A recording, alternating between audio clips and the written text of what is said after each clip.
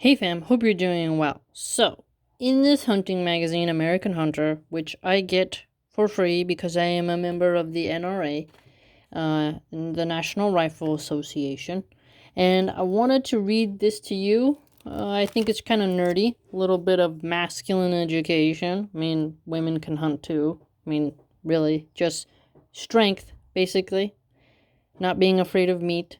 So, this article is called Strategies for Mute Gobblers, and then it has the bottom part. Any novice with a turkey call can get lucky and bag a bird when hunting an area stacked with gobbling toms.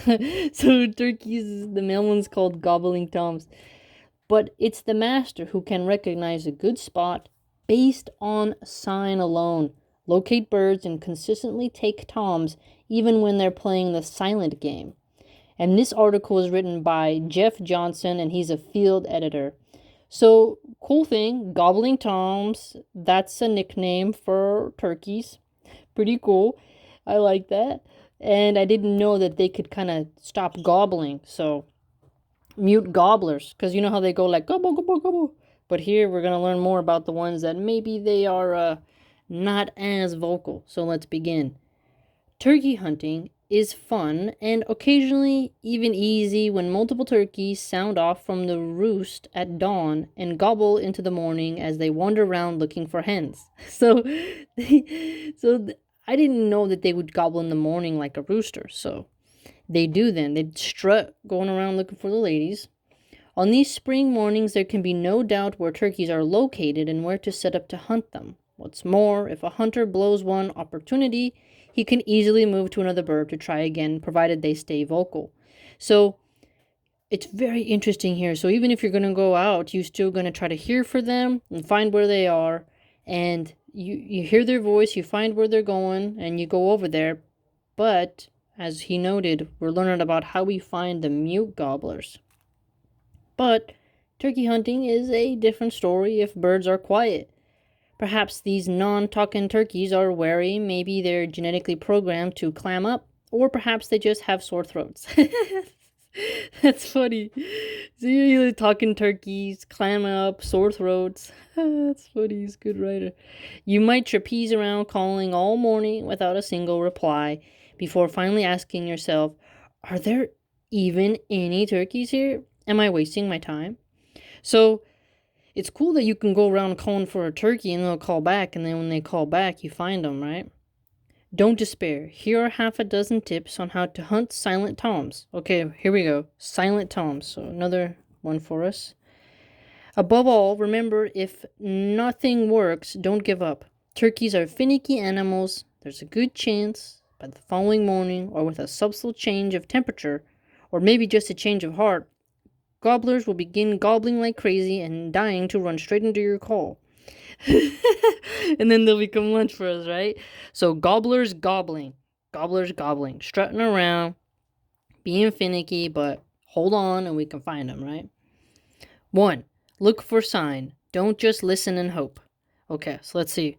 Turkeys are living, eating, walking, and breeding animals. They leave tracks, scratchings, feathers, and droppings everywhere they go. Okay, that's cool. So check for tracks, scratchings. I wonder, like, on the soil, maybe they scratch up the leaves, or does he also mean on the base of a tree trunk? Feathers, totally. Keep an eye out for their feathers. I mean, the male turkeys, they got a lot. The tom turkeys, he called them, they sure do have a lot. The droppings, that's very more sophisticated if you were able to identify, the difference between bird droppings and know which animal laid it there. If you find fresh sign, don't doubt it. Then understanding this intel, that the turkeys are there, but they are just being quiet. Slow down and hunt as you would hunt for deer or any non-vocal game. Cool, okay, so the strategy you use for non-vocal game, you can apply it if you have mute gobblers. Got it. The trick is developing the eye for the sign. After a rain, muddy roads, fields, and creek banks are great places to find tracks. Oh, that's smart. So after the rain, if you want to go out and get a gobbler, go on by the creek and check to see if you can see some fresh tracks laid in there. That's smart. Just as they are when it's dry and dusty. In oak woods, turkeys scratch away leaves to reveal insects and grubs underneath. Aha, yes. Remember how I just mentioned by the leaves? Okay. Cool. Oak woods makes sense. Makes sense. Those are pretty big trees. Pretty big trees. So they have a lot of leaves that fall down. They would definitely find some grubs and insects under there. Certainly other animals such as armadillos and hogs do this too, but if the scratchings are deep and plentiful, almost as if someone had taken a rake to the leaves, trust its turkeys and shift your tactics from scouting to hunting. Cool. So, that is a good point. Armadillos and hogs scratch, but you got to see if it's deep and plentiful because the turkey claws, that's going to give you a good example. And a rake, that's a clever trick. The shape, very important. The shape, if you see this, the rake shape within the leaves under an oak tree or by, some place where there's a creek bank, you can see maybe, hey, we got something there, and then switch the method. 2. Consult local intel sources. Ask farmers, ranchers, and neighbors if they have seen birds. Often farmers can tell you exactly where the birds will be at any given time of day. That's pretty cool, because they see them all the time. I guess I can be like that with crows, maybe, right? Crows or those doves, depending on your wildlife. If there are no birds, they'll probably know that too. Even if neighbors aren't hunters, they'll hear booming gobbles in the springtime if there are gobbles to be heard. I like that, booming gobbles. Gobble, gobble, gobble, gobble. You might begin your inquiry by offering cookies. Oh, that's sweet. So be like, hey, bring over some cookies. Be like, hey, neighbor, did you see any little gobblers going around? Because we need some lunch. 3. Glass fields from afar. If there are turkeys in the property, there is a good chance they utilize open crop fields or food plots to strut. Oh, look at that. So, crop fields and food plots. They'll be strutting on there looking for the ladies, gobbling it up. Feed and preen. Dedicate a morning and evening camped out hundreds of yards away from a prime field. Okay, look at that. You set up your camp not too close for where you want to find them. Watching with binocular. If you don't find any after a day, move to the next field. Okay, cool. So you give it a day. You bring your binoculars, you set up camp at least 100 yards away. Ask some farmers where it is, right? Give you some tips. So crop fields, food plots. We had creek banks. Good, we have a lot of information here. 4.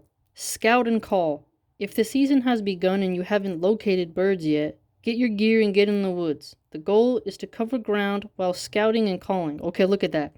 You're going to go over the landscape, looking around, checking all the sides, seeing what's going on, and then doing your gobble turkey call for the toms. But don't go so fast and obnoxiously that you spook turkeys before they ever hear your calls. Aha! Don't just go marching about, crunching about, making noise. You gotta be swift. First, try to strike up a bird with a shock call, such as an owl or a crow call. Oh, look at that. He's saying you can make up like a predator call of an owl or just an interesting crow call. That's pretty cool that the turkeys kind of respond to those two birds.